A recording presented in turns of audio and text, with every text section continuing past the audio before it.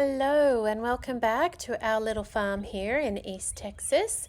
We are enjoying the beautiful spring. This morning the sun was radiant and the colors were just bright and beautiful.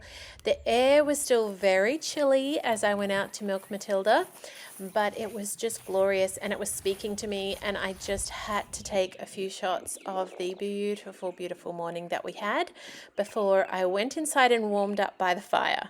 I thought the other day was going to be our last fire, but we did end up having one more this morning, and I'm not sure. I don't know if that'll be the last one or not, but I was just rounding up and doing all the chores and then went and warmed up.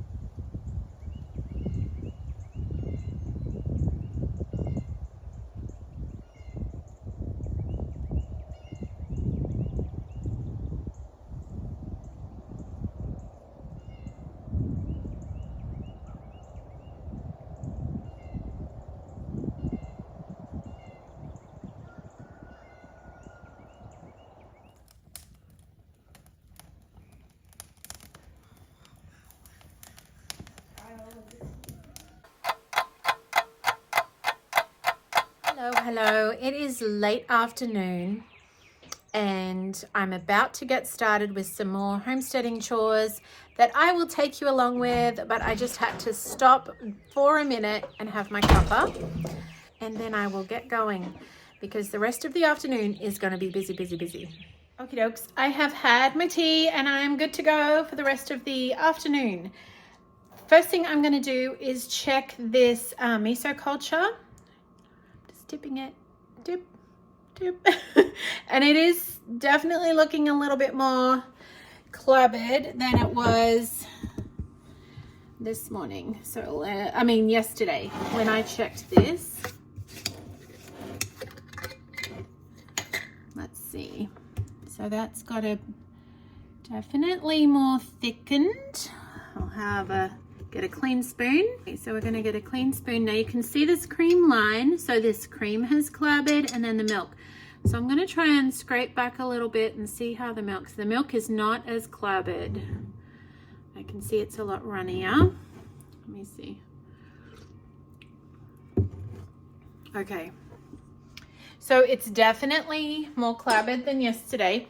And I don't really want to let it go past that because it's going to get too sour. So yesterday it was still really sweet. Today it is definitely soured more. It's still good. It does not taste bad in any way, but it is more sour than it was. So I think I might call that good, and we're going to see if we can mix up some sour cream. I don't know. I'm still learning this process and tweaking it. Now the very first batch I did not work very well at all. The second batch I did was delicious and worked really well. So the third batch, I left it too long and I liked it, but everyone else was like, oh, that's too sour. But I kind of like sour things. And so I like really sour sourdough, whereas the rest of my family does not. So I definitely have more of a palate for that than they do. But so I'm not going to let this go any further, and we'll see how this new batch goes. Okay, so this is my cream that I've set aside in the fridge. This is the miso culture we just made. So I've got a clean spoon and I'm going to take out a spoonful of that. I think I might actually do that. I'm going to put that in there. Then I'm going to pour in half of this. Beautiful thick cream.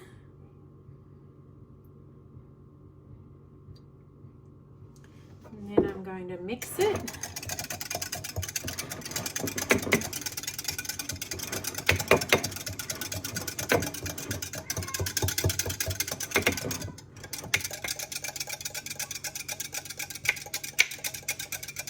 Mix. I'm going to give it a really good mix with the whisk and make sure that there's all of that is incorporated. And then I'm going to top it up. Oops, that was a little bit cream. To the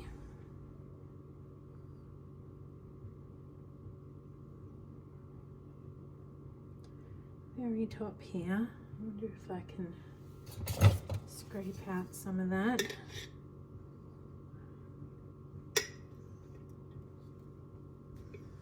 Can't stand the thought of wasting cream. It's too precious. Okay, that's a bit better. And then I'll put a lid on. I'll label that sour cream. And that can just stay over here and do its thing. Now what I'm going to do with this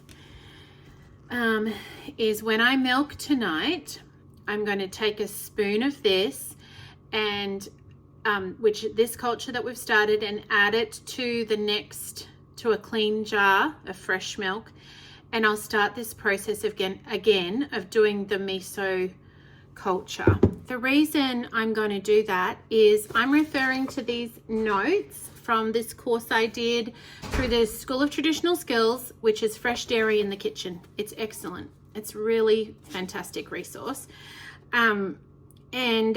She says to continue the process. So when you're making the cultures, you've made the original culture, take the first spoonful, put it in another clean jar, add more fresh milk, leave it alone at the right temperature, whether it's the mesophilic or the thermophilic temperature, and start the tilt and smell test at 12 hours. Each time you do that, you're helping the culture select the exact ones you want. So you'll continue to develop the culture, just like your sourdough develops over time, your starter. It's the same kind of process. So I am going to do that with this one.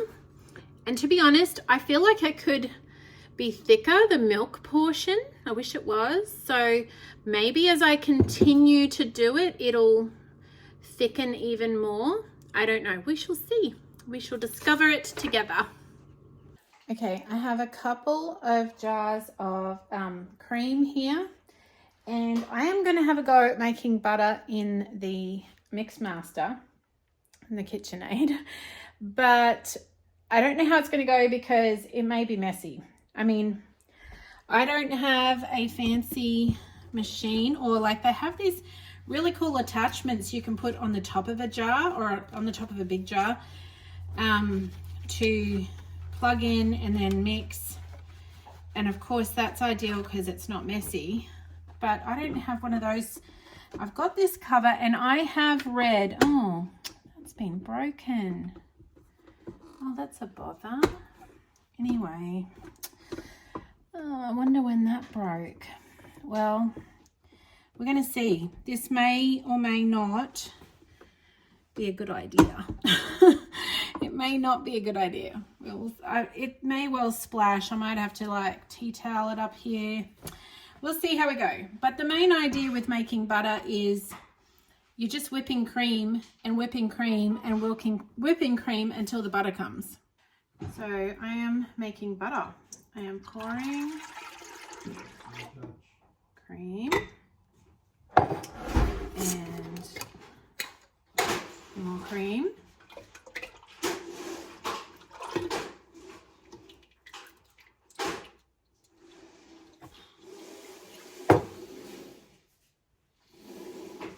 So I have my tea towel in case this gets messy, which it won't at first, but it might when it starts to make the butter.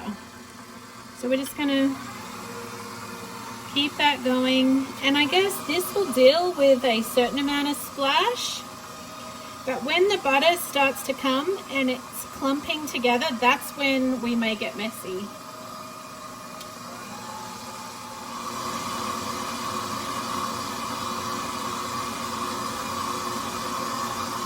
Starting to thicken a little.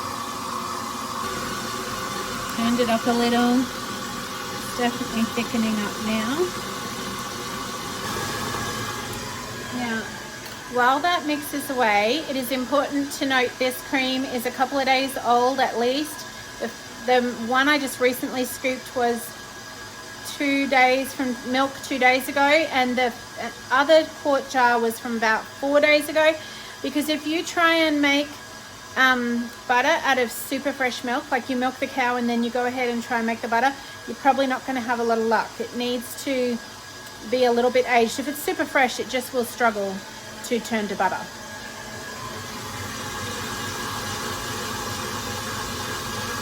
Yeah, I've taken it up to speed 9, and we're getting a little bit of splashback here, but not too much. But I reckon that'll change as soon as it starts to really come to butter.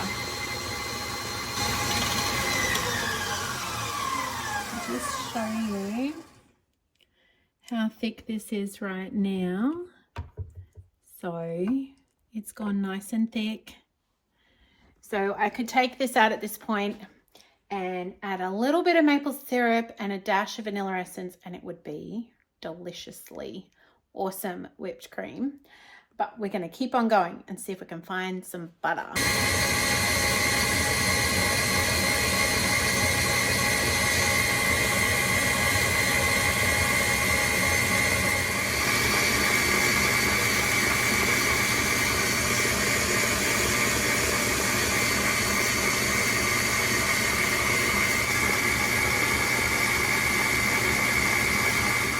Reduced in volume a lot, and I've had it covered with the tea towel because it was spitting, but it's taking a lot longer than I expected.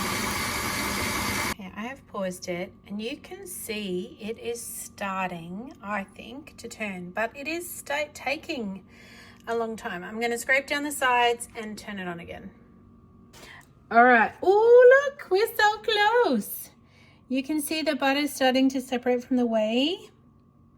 Oh, we're super close.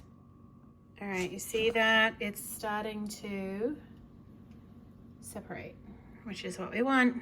Took a while, but we got there. So I'm gonna keep it going a bit longer. The other reason the butter took a lot longer to come than it should have done is I forgot to take the cream out and get it to room temperature before we started. And if you get it at room temperature, it will do this a lot quicker. Okay, I'm just going to show you this difference in sound. It's kind of starting to rock a bit, and you can see that there's lumps in there.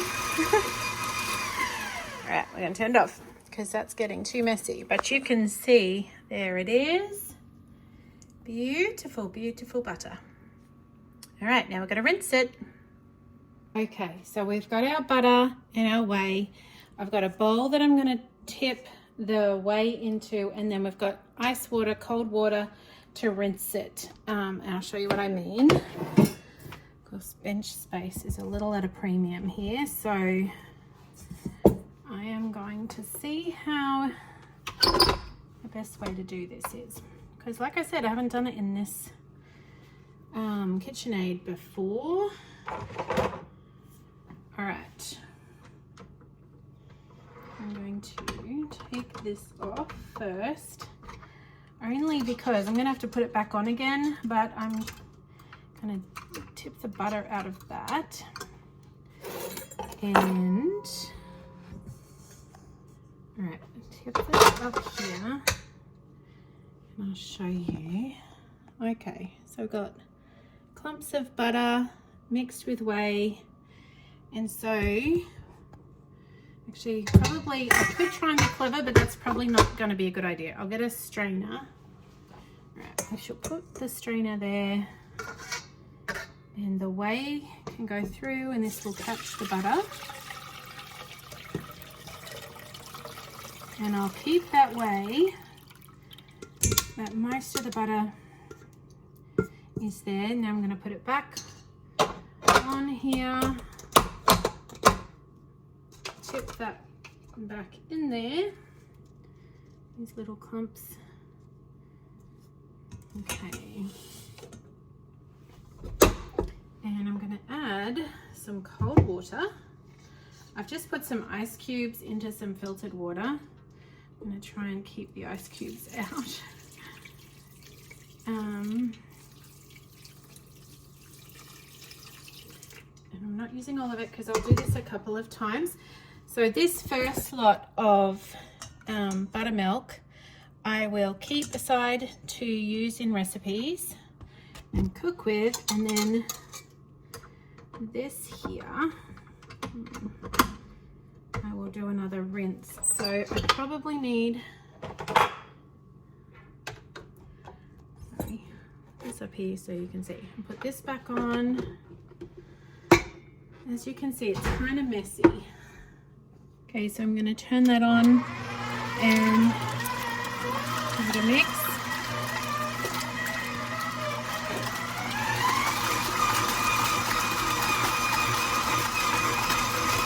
We're spilling out.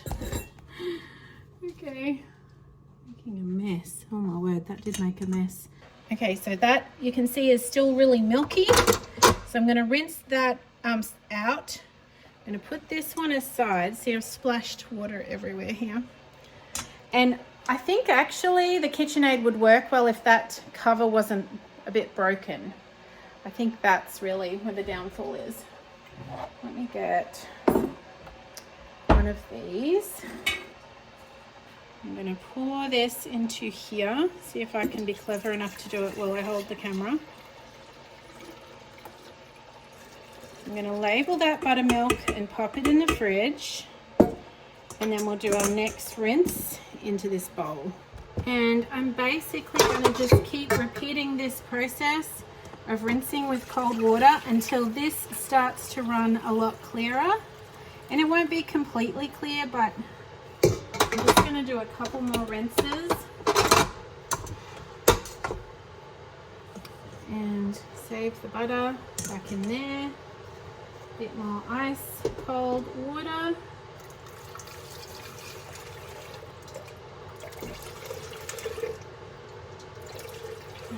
And the cold water just prevents the butter from melting. You want it to stay nice and hard. It's just easier to handle and it doesn't mix in with the water.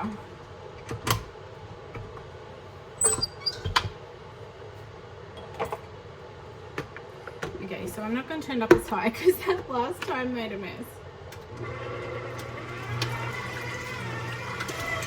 Oh my goodness. Yeah, not ideal. You can also just rinse it in cold water and squeeze it through your hands a few times. I'm pretty sure that's how I did it last time when I wasn't using this. Now it's all stuck in the here. Right, maybe one more. This is actually almost clear now. I'll show you.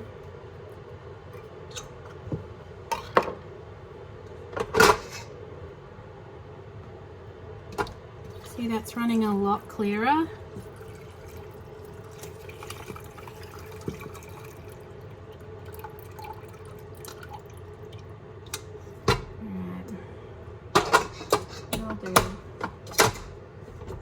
Oops. One more. I'm going to discard this. I'll put this back on.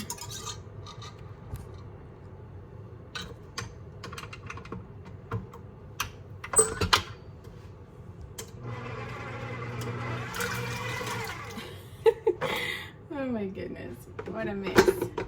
This is a messy process without I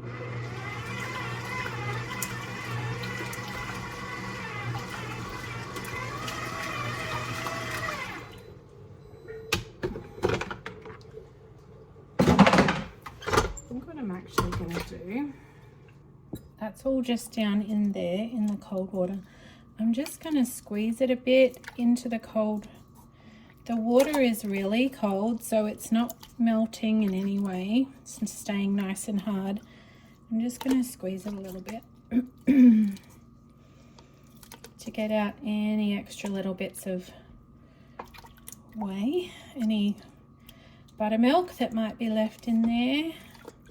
but I think we're pretty close to being done actually. Okay, so here is our butter, and it's really kind of hard, and I'm just going to squish it a little and fold it and squish it to make sure there's no bubbles in it that have buttermilk. I may have trouble showing you that very effectively. Let me see. So already a little bit of water has come out. Where's my bowl? I'll put it in there. So I'm just going to fold. It's so hard that it doesn't want to fold. I'm going to fold and pat, fold and pat. Of course, this would be easier up on a bench if I wasn't trying to show the camera, but, and I'm just making sure that there's no bubbles of water trapped inside the butter, which it wouldn't really matter if there was, but it will cut down on the shelf life of it if it still has buttermilk in it. So it's still very edible, nothing wrong with it, but it will just make it not last as long. So look how big, like that mixer was full, and it's gone down to this amount of butter, which is why we probably need another cow.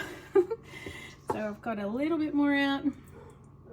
Alright, I'm pretty happy with how that is. So I'm going to add about half a teaspoon of salt, and I'm kind of guessing at the quantity right now, but because I don't know how much that butter weighs. And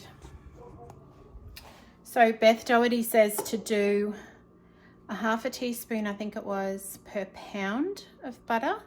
And I'm no good at like guesstimating American weights, like at all. So I'm not even gonna try. So I'm gonna do half a teaspoon and then just taste it and see. If you're gonna store it long term, she says you use a teaspoon. So I will just mix this in, and I'm just gonna fold and mix, fold and push to mix it in. See.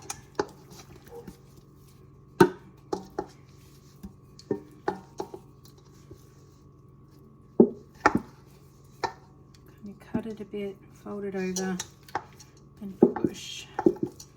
And there may be even a little bit more buttermilk come out, that's okay. Fold it in the butter, the salt, sorry.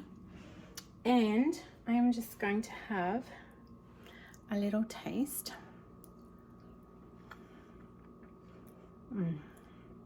So yummy. It's like butter should be. So good. I actually think that's just right, the amount of salt for at the moment.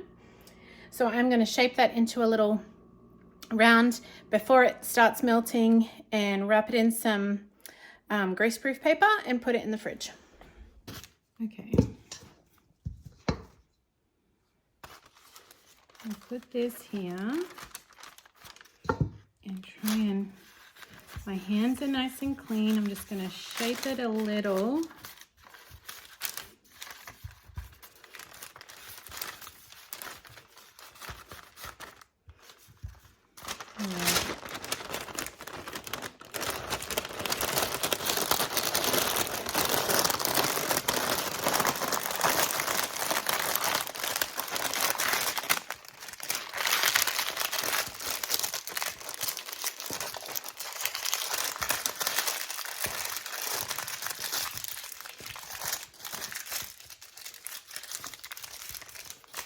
And hold that under there,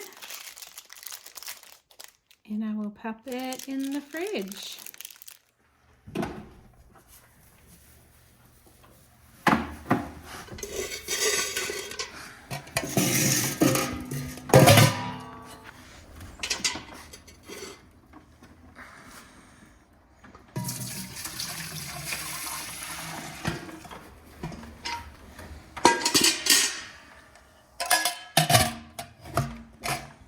Okay, I had to get changed into some old clothes because I'd been in town earlier. Come down and milk Matilda. Put her back in her paddock. I'm just going to get some hay to throw in there for her before we go back up.